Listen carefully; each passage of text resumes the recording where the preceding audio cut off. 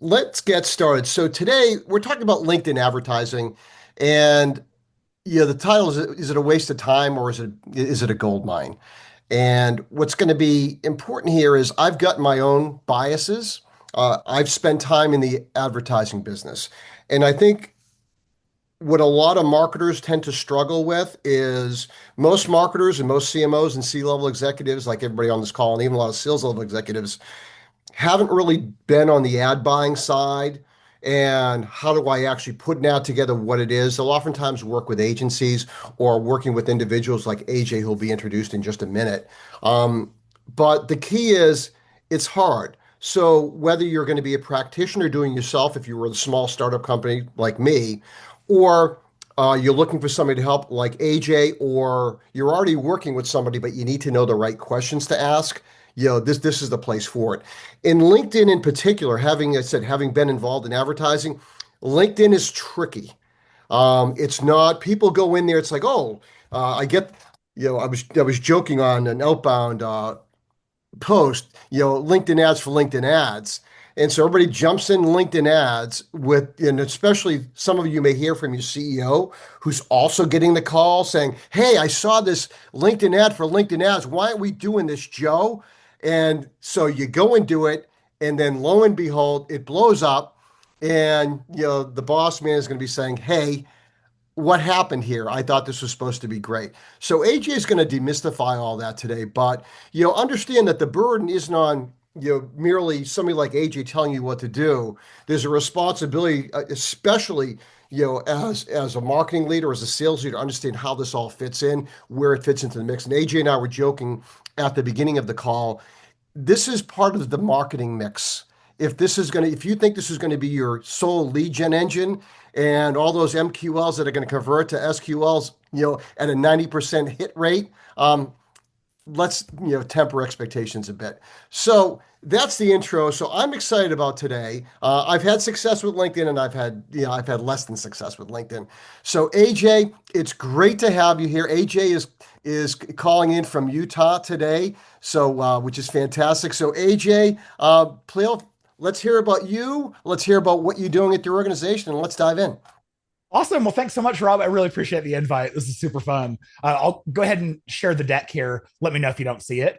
But to give you an idea, my goal here is not to convince you all to become LinkedIn advertisers. That's just not it at all. I'll be blatantly honest about where it works, where it makes sense, and where it doesn't.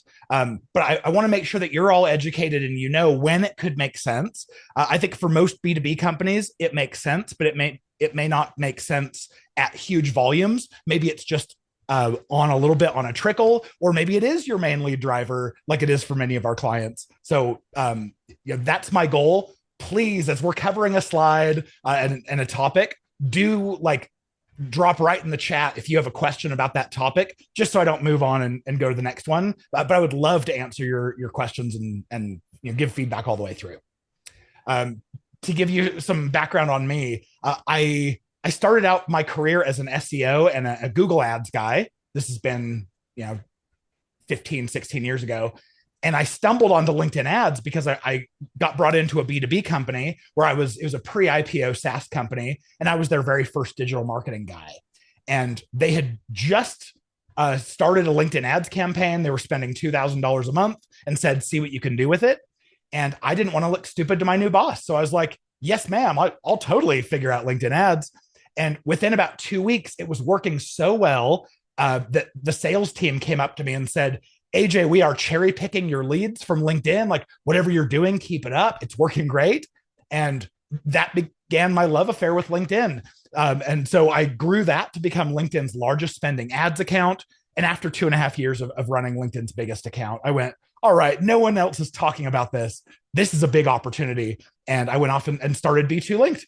We just turned 11 years old. And, as Rob mentioned, I'm from the great state of Utah. I've got 5 kids and, interested in a whole lot of other stuff, but LinkedIn ads is really my true passion. So anyway, I think that's probably enough. All right. So As we talk about why LinkedIn ads, and especially if you compare it to the other kinds of advertising that your company might already be doing, how does it, like, where is it good and where does it fall down? If you're already running Google ads, what happens is there's only a finite number of people who are searching for keywords in your category. And so if you're bidding on those keywords and you want to keep scaling, eventually you're going to get to a point where there just isn't more scale to get, and you either have to broaden your keyword set, um, or or just pay more for the keywords that you're already bidding on. And so scale has a limit. Plus, anyone can type a keyword, and so like if you're in a B2B company, a very specific kind of niche where there's only specific kinds of people that would be a customer, search is kind of hard because you can't tell from a search term who someone is professionally. And so Google has limits with scale and tends to fall down in terms of lead quality for certain kinds of things. If a keyword signals exactly what they want and there's very established keywords in your category, search might be the absolute win. Then you've got Meta. A lot of people go to Meta because Meta is like a third to a fifth the price of LinkedIn on a per click basis. So Meta's looking really good.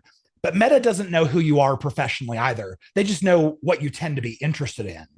And so if you're trying to hit a very specific niche market for B2B, Meta may not be able to find that person. And we do actually see this quite a bit where our clients are running on both LinkedIn and Meta. Meta will be a third to a fifth the price per lead or per meeting or whatever you're measuring. But then once you have the meeting and sales has disqualified 90% of the Meta people because they weren't the right fit, but 100% of your LinkedIn people were, now all of a sudden LinkedIn starts to look really good on a cost per qualified lead, cost per proposal, and cost per closed deal. Yeah. Hey, AJ, you mentioned, you mentioned the Google beast. And so my business, we were the largest YouTube advertising tech and agency in the world. Yeah. And, when you hear Google or YouTube, there's a minimum. It's like a country club. If you're going to come in, you're going to have to do a minimal. And you're going to get to some of this, but, do you find that even if you're going to get started here, you can start off with less, or do you have to really allocate some serious coin? Yeah, the reason why both Meta and Google are like the country club, where you have to have a certain size, they've gotten too smart for their own good. They base so much of their performance off of machine learning, and LinkedIn just doesn't have that yet. They're trying, but LinkedIn is really dumb, but in a really good way. So I find that when I launch something on Meta, there's this learning phase of like 4, 5, 6 days where my ads are going to perform like crap. And then all of a sudden the system learns and it starts performing well. On LinkedIn, the learning period is like a day to a day and a half. And it's a very kind learning period. Like they charge you less and put you in really good inventory while they're testing you out. So I actually find LinkedIn is kinder if you're going to run on just like, I want to tiptoe into this channel. Oftentimes it starts you off a lot better. Excellent. Thank you. Yeah, I love that. And then, of course, I'm sure, and I hope you're all really active on LinkedIn organically. There's some incredible things you can do organically on all social networks, but especially LinkedIn. But I know that if I go and share something from me personally, yes, it's free, but the only people I get access to are the ones I already know, the people who are already following me. And so LinkedIn ads are fantastic at letting me choose, hey, I want to reach this kind of person who I wouldn't be able to reach otherwise. And that's really LinkedIn's magic. Okay. One quick question for Michael is what you're talking about. Is it, obviously there's going to be a little bit of a B2B bias, but everything actually fits in for B2C as well, correct? It does. Yeah. The challenge for B2C is that LinkedIn's costs are quite high. So on average, we're paying, let's say, $10 to $16 per click to the website. And if you're selling handbags, like there's no way you're going to be able to have a return on your investment. But if you're selling something that has a high lifetime value or a large deal size, absolutely B2C makes a lot of sense. I would say probably 90% of what I see on LinkedIn being successful is B2B. Then you have this 10% that are like, B2C lead gen that might be like insurance or financial products. technically still B2C, but you care about who someone is by their title and their experience, and it makes them a good fit for LinkedIn. Also, recruiting, technically B2C, same with higher ed, technically B2C, but both of those work really well on LinkedIn for being able to target someone by their education they have and who they are professionally. So yeah, don't tune out if you're B2C, but do realize that there, if you don't have a super high lifetime value or large deal size in B2C, it may not be worth it. But we'll still have some good strategies for how you can leverage it cheaply and effectively, even if it's not your main channel. Awesome. And then Michael, you mentioned about how LinkedIn's curbed organic reach on posts. I absolutely have experienced this. 2 years ago, every post that I would put out, and I do put considerable effort into every post, but they would routinely get 50,000 views. And now I'm lucky if they get 10,000, 11,000. So literally, I mean, almost decimated. It's been wild that way. Cool. There are some incredible things about LinkedIn. We've already mentioned that it has the best business targeting. It's also super scalable. When you're trying to reach people who have this job title or this skill in this size of company, there just is no other ad platform out there that lets you do this detailed of targeting. And then the scale is incredible because I would guess, I don't have any data on this, but I would guess 80+% of white collar professionals in North America have a LinkedIn profile. So you've got access to these people. Also, we're not showing ads to people who are like, oh, I haven't had that job in 6 months, because LinkedIn is the first place you think to go when you've changed careers or gotten a promotion. And so you update the data on your side, and then it updates it for the advertising as well. So we're hitting the most up-to-date information. Also, you have this advantage on LinkedIn where someone's already in the business mentality. They're thinking about their job and their career. It's not like Meta where they're on their way to play Farmville, or Google to go look for a recipe. Like you're getting them in the right mindset that is perfect, especially for B2B. And then when we've compared across all different ad channels for clients and doing these studies, what we almost always find is that LinkedIn closes the largest deal sizes, which makes sense. We get to focus on just the deals that you really care about. Interestingly enough, Google always wins at closing deals the fastest because someone's already showing intent towards it by searching for a keyword. So, but if you're looking for that, like I want to spearfish the deals that we're going to end up putting on the website, saying that we're so proud that we get to work with this person. That's LinkedIn. If you just want fast deals coming in to fill pipeline, maybe search is your best bet. But of course, a mix of the two is probably always helpful. So let's talk about the kinds of ad formats that we have access to. First is single image ads. These appear right in the newsfeed. They're kind of the standard. Like you give me 5 minutes with Canva and a Google Doc, and I can create an ad that's ready to go out. So super easy, super flexible. If you have like a 0.45%, so a little bit less than 0.5% click-through rate, then you're right at average, like you're doing great. So this is probably where you want to start. But then you have this new type of ad format that I say new, we've had it for a couple of years, but it still doesn't have the widest adoption. These are called thought leader ads. So with all of the other ads that we've had access to on LinkedIn, you're putting your company in front of someone. And I think we all know intuitively when we're in our LinkedIn profile, if we're scrolling by and we see a person, we stop for a minute and try to go, do I know this person? Should I know them? What are they saying? But if you see a company you've never heard of before, you're likely to just keep scrolling. And so that's why LinkedIn came out with thought leader ads. This is where you take a person's post and you sponsor it. And because this gets so much more attention, it gets so much higher engagement rates, LinkedIn gives us lower costs.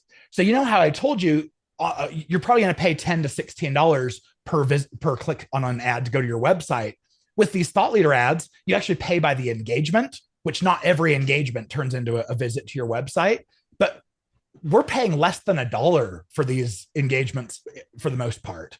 And one of our clients who's running these really heavily, they just went to a conference and they went to the conference going, we don't know if we're making a big difference with our audience. Then they went to this conference and the CEO just continually had people come up and say, whoa, I see you all over LinkedIn. You're killing it. Way to go.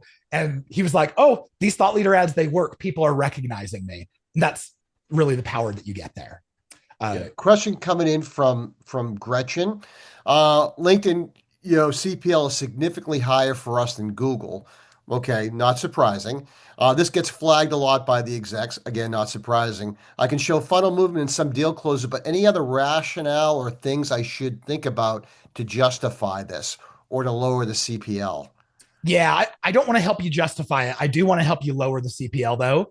Most people, especially if you just take LinkedIn's own advice, most people are paying $20 to $40 per click.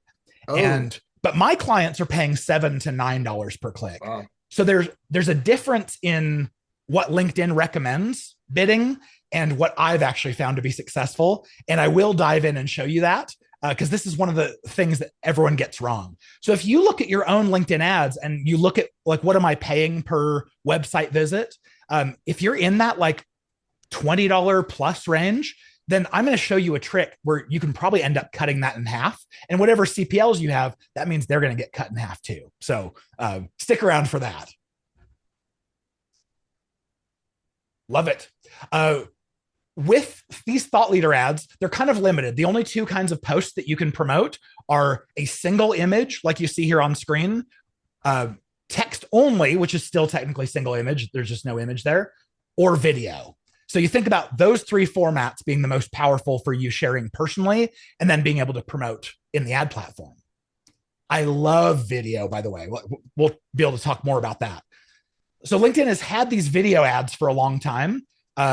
Maybe not a long time. I think probably 5 years. And I swore them off originally. They weren't working until I figured out what kind of video works.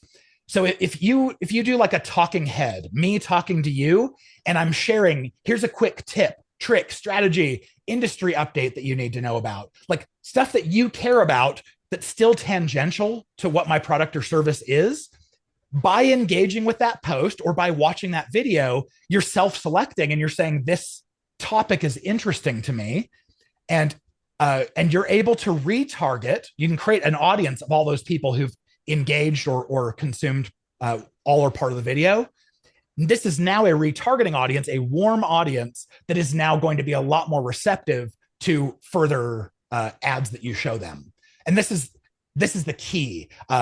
I almost always run video in my top of funnel. I call this my stage one to cold audiences. And then because it's so efficient to graduate retargeting audiences down, and I build a 3-stage funnel. The goal is like, I want to give again. And only on the third touch with my brand, third or later, is when you're finally going to get an actual pitch from me, something that says we should work together. So love LinkedIn video. If it's just like a product brand spotlight, if it's just a demo video, like, sorry, it's not going to work all that great. But if it's something that gives education, that gives value, people will pay attention, and then they're self-selecting to hear more. Yeah. AJ, as you go through the ad formats, we got some questions too. Oh, yeah. One of the things that, for those of us who've been in the ad business, sometimes they want the walled garden and they don't want stuff spilling over. They don't want a video. In the old days, you couldn't have a video on Facebook and YouTube that were exactly the same. So as you go through this, are you seeing that LinkedIn's taking more of a walled garden approach? Are you somehow salting this with ad formats in other venues? Love that question. What I would do, so when you post something on LinkedIn, even video, especially video, it's going to live for 2 or 3 days. Maybe it'll still get some views and things for a couple weeks, but at some point it's going to die out and it's going to be gone. And so when I go through the effort of creating this awesome video content, I want it to live forever. So of course, yes, I'm going to post it on LinkedIn. I'm going to use it and run it as ads. But after people have seen this for a month of running ads, I'm probably going to retire it because they're sick of seeing it. But now I want to still be able to use that video. So I'm going to post that to a YouTube channel so it lives forever, and then it's visible in search. Now it becomes an SEO asset. You can also embed it into a LinkedIn article, which also lives forever. And and then something that I found, I haven't been doing this recently, so I can't tell you if it's working still just as well. But 5 years ago, I went on to Quora and I started answering questions about LinkedIn ads and embedding a video I had that had the answer to that question in it. And I was doing really well on Quora and getting a lot of leads from Quora. And then YouTube saw they're not posting, they're not serving this video to people, but a whole bunch of people are seeing it. So YouTube started saying there must be value here, and they ranked me higher. And of course, use the same stuff on Meta, upload it to TikTok. Definitely, like, keep using it. LinkedIn doesn't penalize you in any way. That's Yeah, certainly, probably more of an certainly answer. out there. I know we want to move on, but there's one question before, and we'll get to some of the other ones later. But Diane had something clarifying about your strategy. One video give, two video give, three CTA pitch. Could you just reinforce what you kind of, your approach? Yeah, when my very first touch with a cold audience, I call them my stage one.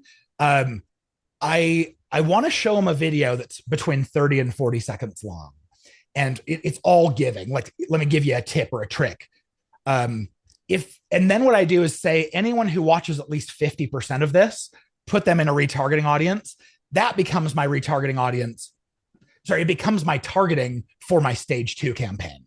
Ah, And so now you've watched 15, 20 seconds of something where I'm giving. And then at stage two, maybe the video is a little longer. Maybe it's a minute, minute 10, minute 20. And I hold it to the same standard. Once you reach 50%, now I graduate you down to stage three, where you're finally going to get ads that say, hey, like, you look like you might have this problem. Let's schedule a time for you to talk to sales. And that particular funnel is working really well for me right now.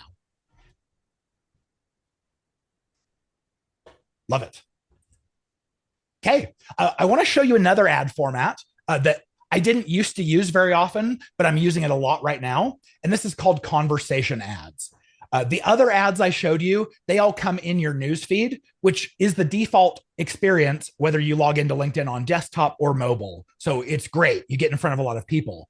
But conversation ads and their cousin, brother, is called message ads. Both of those appear in your messaging box, in your LinkedIn messaging. So they'll show as coming from a person, or if you absolutely have to, you can have it come from the company, but I don't recommend it. People ignore companies, but they like things that come from people. And they're a little bit different. They do feel very, very direct and almost invasive. If you don't know who this person is, you go, why are you messaging me? It feels like getting a spam text. But that's why I use these in my retargeting audiences. I use them in stage two and stage three. Usually stage three, sometimes I upgrade them to stage two.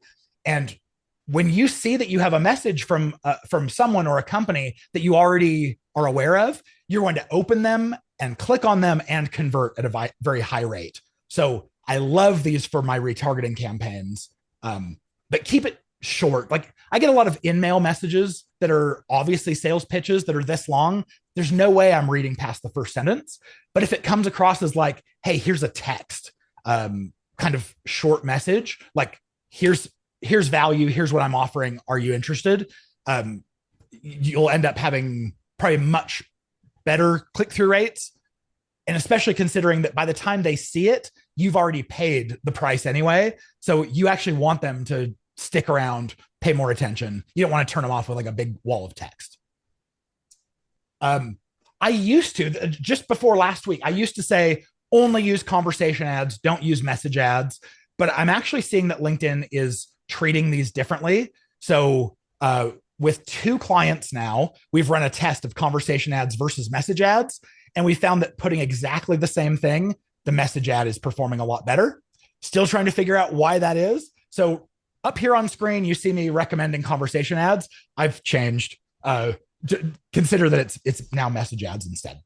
Yeah, this is actually a critically important point.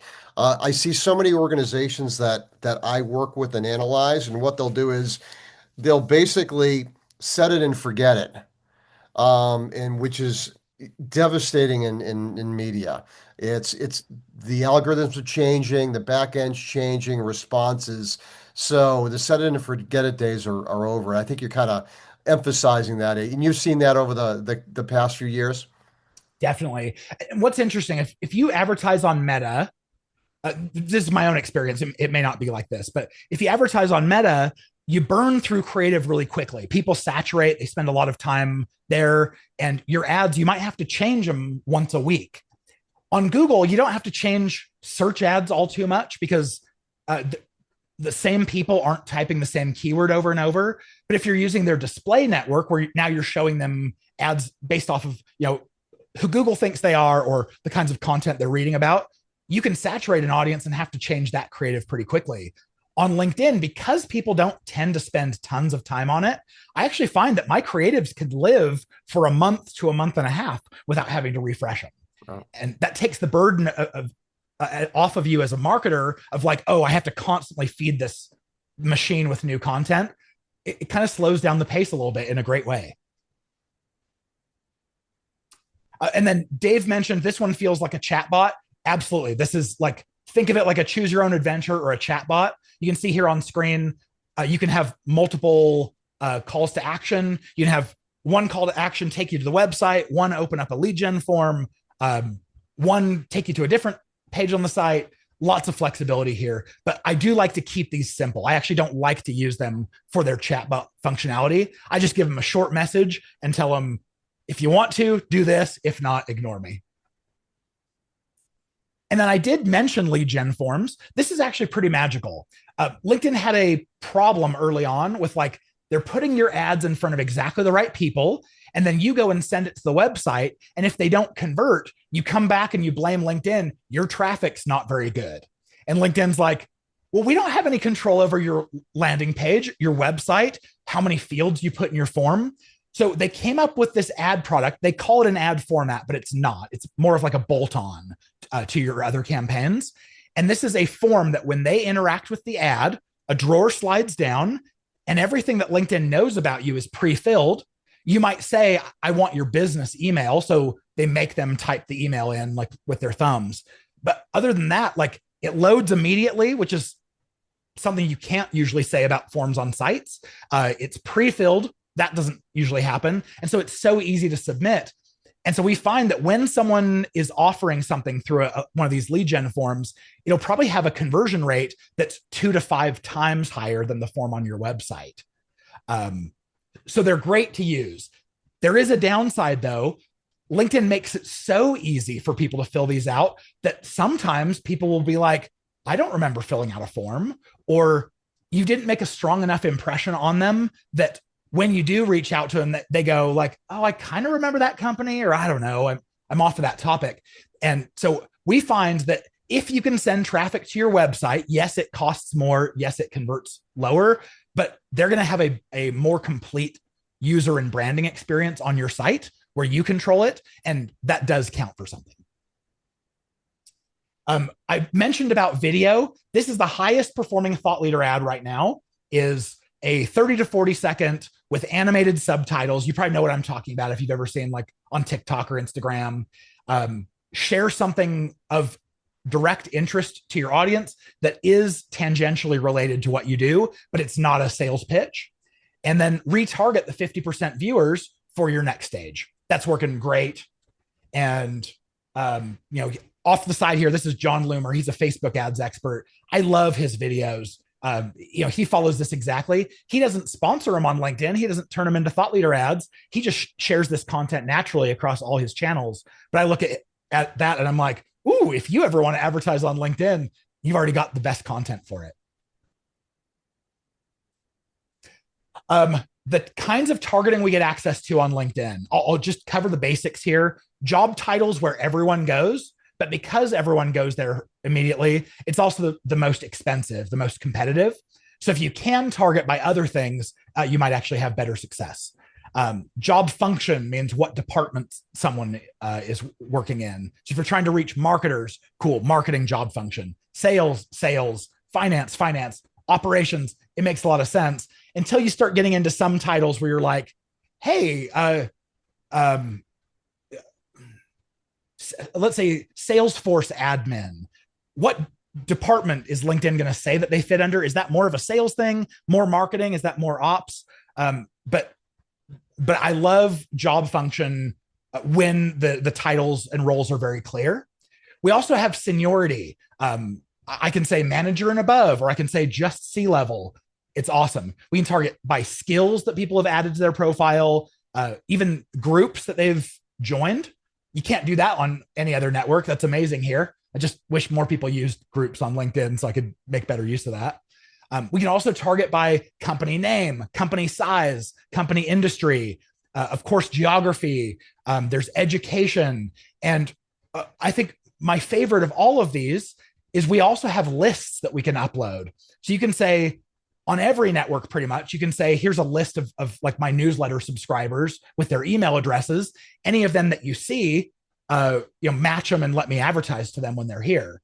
On LinkedIn, the dirty little secret is you don't even need email address, because if you can tell LinkedIn their first name, last name, their company, and their job title, there's only so many people who fit that criteria.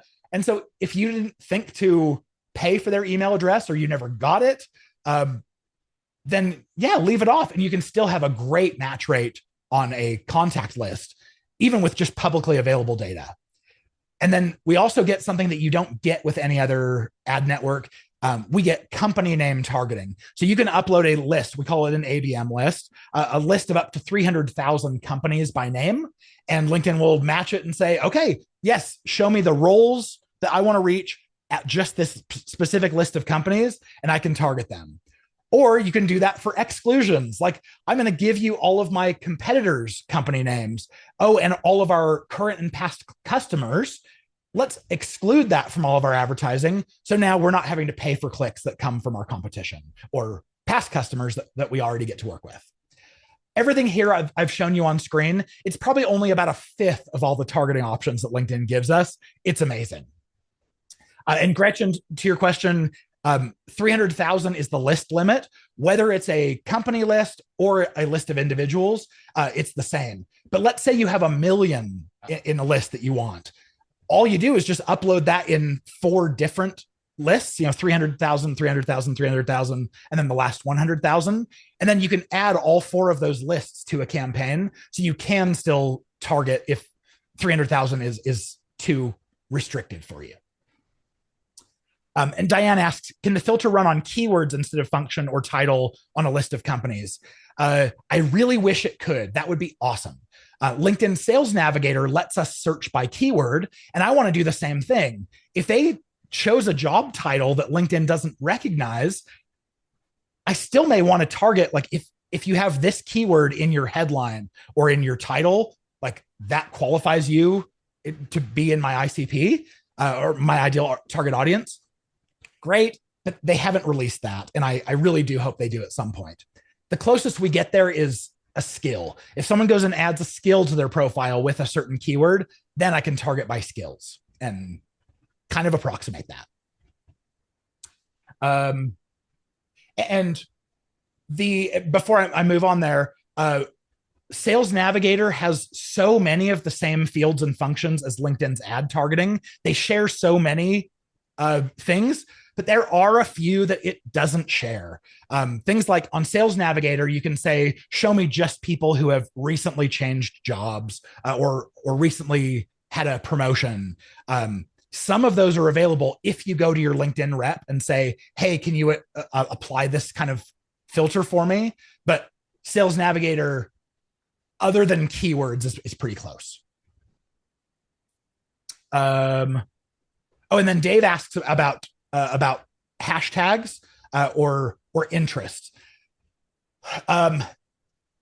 LinkedIn is getting there. So they recently released, probably in the last year, product pages. And what they're trying to do is say, if you're a SaaS business right now or a technology business with a product, let's get pages built where you have all the people who use your product and like it. Let's have them follow it so we can start to understand who uses and likes what kinds of software. So they're working on that. And I see the writing on the wall. Eventually, that's going to become data that can then inform how we advertise. But for right now, They don't care about hashtags. It seems like they've taken a full step back from supporting hashtags just on LinkedIn in general. The ad platform doesn't do anything with it. So it's only based on the profile then, basically. Somebody's Exactly. profile. Yeah. Yeah, I was just thinking if someone's posting something and they're putting hashtags in, they may be in market, right? Kind of True. that, buyer intent type of data that a lot of, which is hot. I mean, you want timing is everything. It And is. so I just makes sense, but it sounds like that's, DEFCON 2 with the LinkedIn ads. Well, there is an interest targeting that we can use. My problem with interest, though, it's based off of what they engage with on the platform and what they post.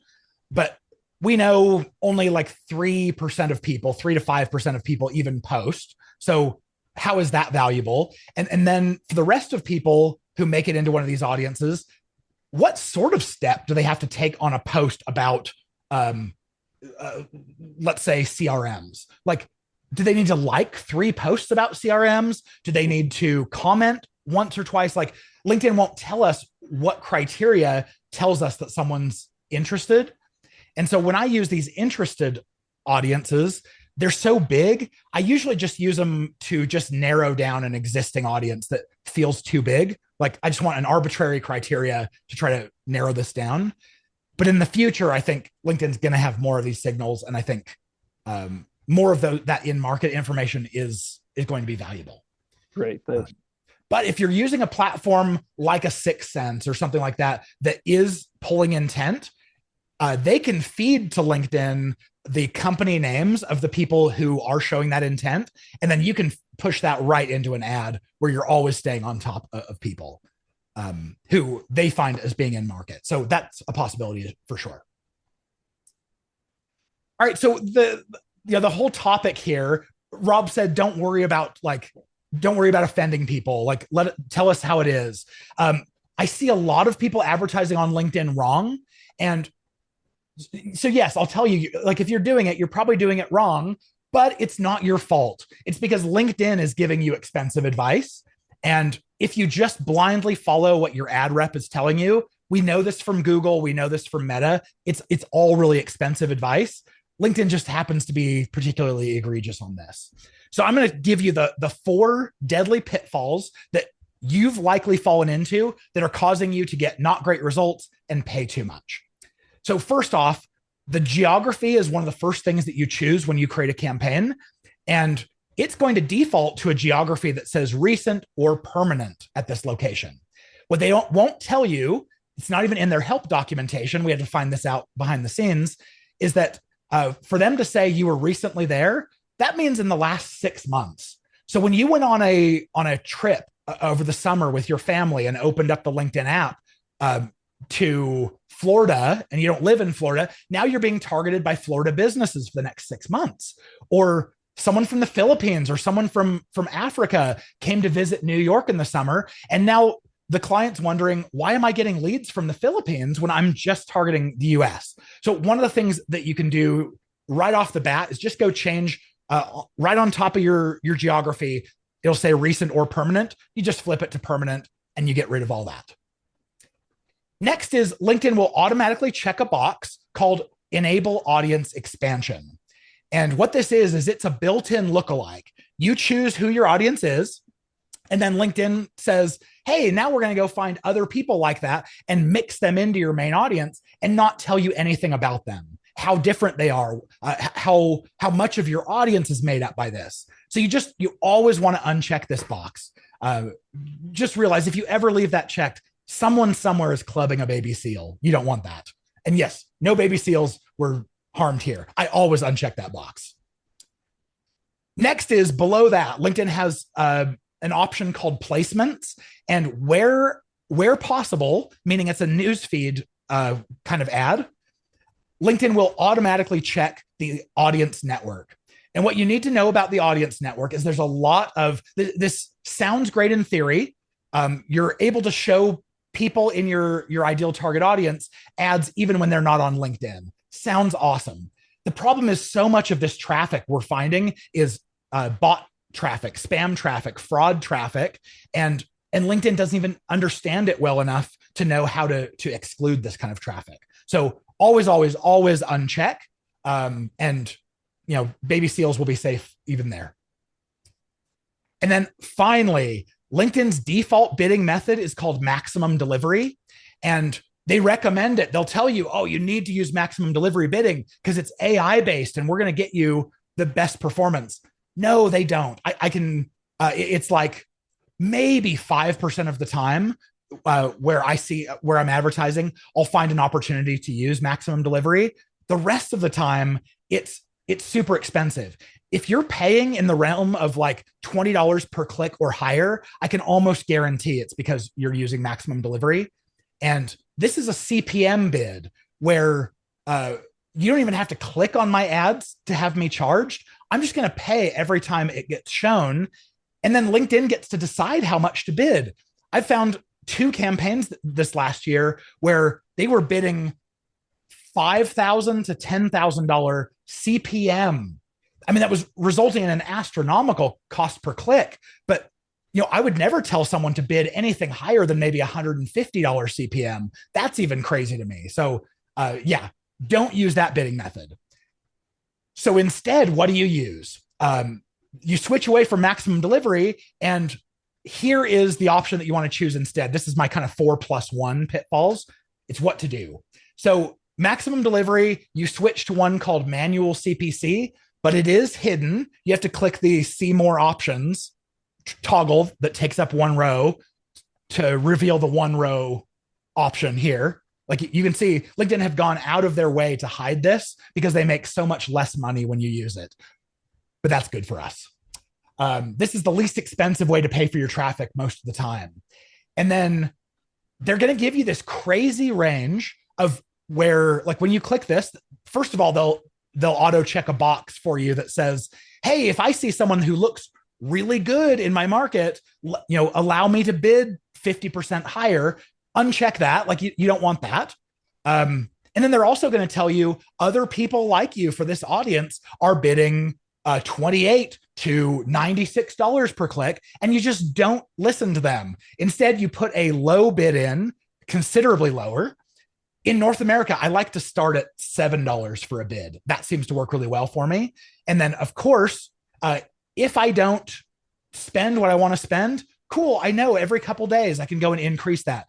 But if I start where LinkedIn suggests I start, I'm going to pay way too much. I'm going to spend my whole budget, and shut everything off early on in the day. And then most of the day, I'm not even running. You do get to set a daily budget. I like to set mine higher than what I actually want, just to give it room so I can see where it lands. Because if I'm bidding this much, then I get to see how much is the campaign spending on average per day. It's this much. So I know if I bid this much more, maybe I can spend this much during the day. And so I use those as my cues. But with your daily budget, LinkedIn gives themselves the ability to overspend it by 50% every day. So just take that for what it's worth. Like you can't trust that to be a full safety net to keep you from overspending and getting fired. What I do is I will run the campaign for 2 to 4 business days, usually business days. Then I look and see how close did that campaign get on average per each of these days to spending the full daily budget. If I underspend, let's say my daily budget's 50 and I'm only spending 20, I know I get to go and increase my bid a little bit. Same thing if let's say my daily budget's 50 and I'm spending 60, I know that means I can even lower my bids and pay even less than what I'm spending. If you follow that, you're going to get the very lowest costs possible on LinkedIn for whatever budget you've chosen. And when you're in the news feed, I watch my click-through rates because this tells me how to bid. If I launch an ad that's getting less than about a 0.45% click-through rate, I know it's not performing great. That's usually a clue that I haven't spoken to my audience in a way that they want and expect. And so I'll probably pause, stop the presses, try something different. But usually I'm going to land in that 0.45 to 1% range. And that's great. That's the range where I get to say, I get to follow the model I just showed you, where if it's spending too much, I bid down. If it's not spending enough, I bid up. But there's another category when you land over a 1% click through rate, and this is 1% of people clicking to your website or opening a lead form is what I measure this to be. This is where maximum delivery bidding works great. This is where LinkedIn's recommendations actually are good. But it's only when your ads are like more than double the platform average when this even starts to make sense. If you follow this model here, this is going to make sure that you're always paying the least amount for your traffic. It's pretty incredible that way. Lewis says, I've seen $50 to $100 CPM, and I thought that was nuts. Yeah, 50 to 100, like we have clients paying as little as 35, and that's really good for LinkedIn. So it's one of those things like, yes, unapologetically, the costs are higher, but if it leads to higher lead quality and higher close rates and leading to a potential higher ROI, that's where I think LinkedIn wins. If you're getting the same traffic, the same quality from Meta, from Google, I think there's a case to be made here where you say, maybe LinkedIn ads isn't for us. And I totally get that.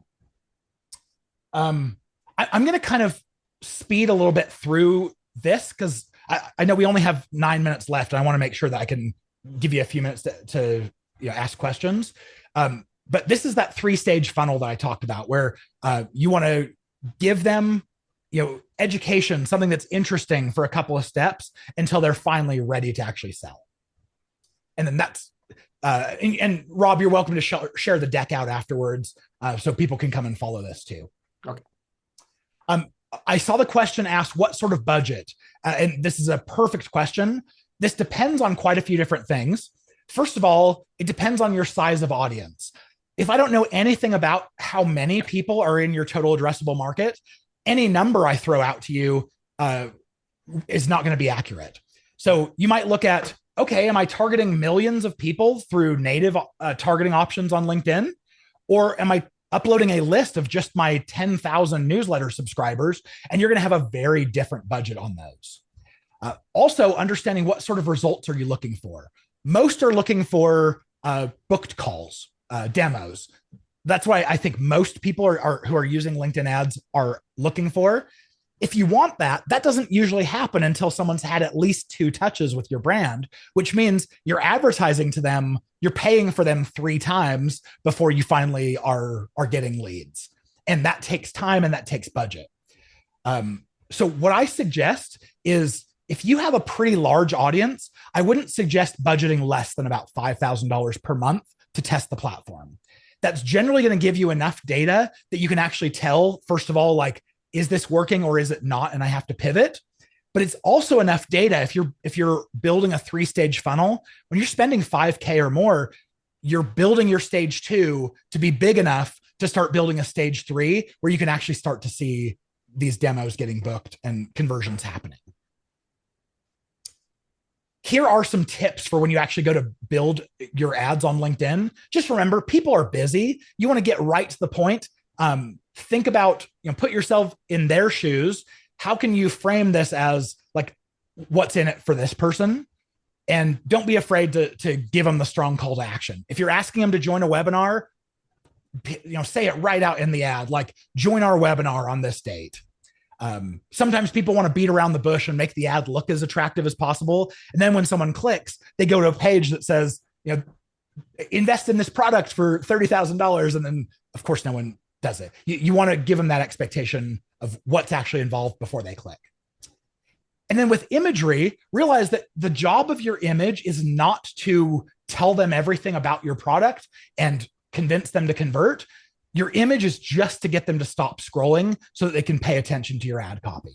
So keep your images very simple. Use colors that are contrasting against LinkedIn's blue, gray, and white. You want oranges, reds, greens, purples, at least as accent colors. And that's going to help get the attention. Here's an example of one of those single image ads that are kind of following this criteria. Your intro text, this comes above the image. Try to keep it under about 160 characters. If it goes longer, like this is actually long enough, there's going to be a dot, dot, dot, see more after this. And so this isn't even going to be seen yet. Someone's got to click to be able to see it. This is your headline. Keep it around 70 characters or less. It'll be a little bit less on mobile devices. And then, your image. This isn't a particularly exciting image. It does kind of feel like it blends in, but boy, this is an example that performed great for the client. It's one of our highest performing ads. If you want to get started on LinkedIn ads, I think it's like a 19-page guide. I call it a checklist, but it's pretty in depth.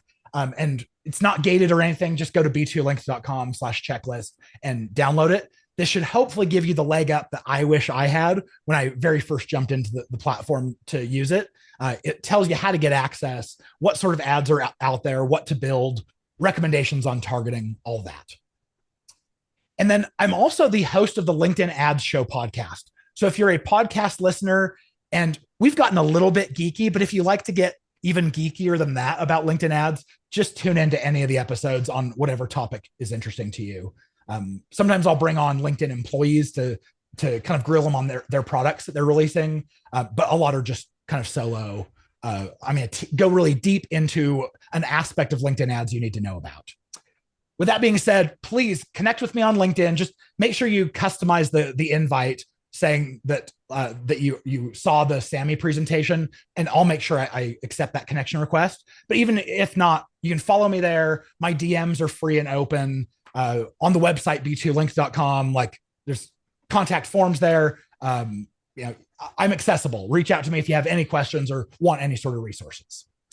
Excellent. AJ, this has been fantastic. Maybe I can sneak in one more question from the audience. Please. We'll make it brief because I know you've got a hard stop as well. What's the impact of, we talked about intent. Obviously, AI is adding fuel to the intent fire. And what else are you seeing with the LLMs and the role of AI outside of LinkedIn to help LinkedIn do better? Anything in your world yet? Yeah, LinkedIn is owned by Microsoft, as I'm sure you know, and Microsoft is a huge investor in OpenAI, ChatGPT. And because of that relationship, LinkedIn has pushed really hard to push AI into every aspect of everything they do. On the ad side, when you go to write an ads intro or go to create the image or upload an image, it's going to be like, hey, do you want us to give you a recommendation? And it's all LLM focused and based. They even have an option that they try to push on people that's like, hey, you just tell us the landing page you're sending to. We're going to use AI to come up with targeting that we think is going to be good and write your ads for you and come up with imagery. We're going to do it all for you. I haven't yet found any of those to outperform what I do, but I think it's going to get better. But for right now, I would say, like, push against AI, do things that are smart as a human, and try to make a personal connection. And I think that's going to really stand out when everyone else is over impersonalizing it.